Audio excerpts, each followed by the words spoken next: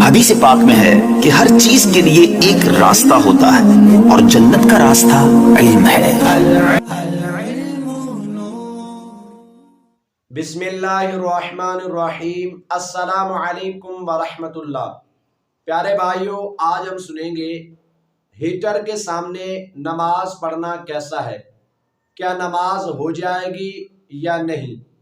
پیارے بھائیوں، اعلیٰ حضرت امام احمد رضا خان رحمۃ اللہ تعالی علیہ فرماتے ہیں، فتاوی رضویہ جلد نمبر 1 صفحہ نمبر 619 میں ہے، شمع یا چراغ یا لیمپ یا لالٹین یا فانوس نماز میں سامنے ہوں تو نماز میں کراہت نہیں، کیونکہ ان کی عبادت نہیں ہوتی، اور بھڑکتی ہوئی آگ اور دہتے ہوئے انگاروں کا تندور یا چولہا یا بھٹی وغیرہ سامنے ہوں تو مکروہ ہے، کیونکہ مجوس ان کو پوجتے ہیں۔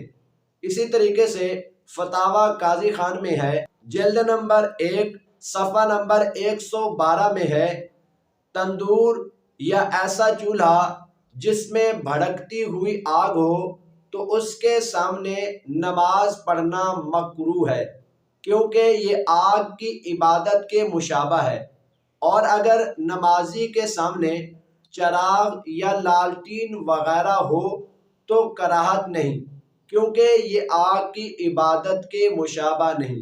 پیارے بھائیوں، مسجدوں میں عموماً گیس کے ہیٹر ہوتے ہیں جن میں ایک جالی لگی ہوتی ہے، اور وہ جالی آگ کی وجہ سے سرخ ہو جاتی ہے، لیکن وہاں نہ تو انگارے ہوتے ہیں اور نہ ہی بھڑکتی ہوئی آگ ہوتی ہے، لہٰذا اگر نمازی کے سامنے اس طرح کا چلتا ہوا ہیٹر موجود ہو تو نماز میں کراہت نہیں۔ پیارے بھائیوں، ہیٹر کے سامنے نماز پڑھنا جائز ہے اور نماز ہو جائے گی۔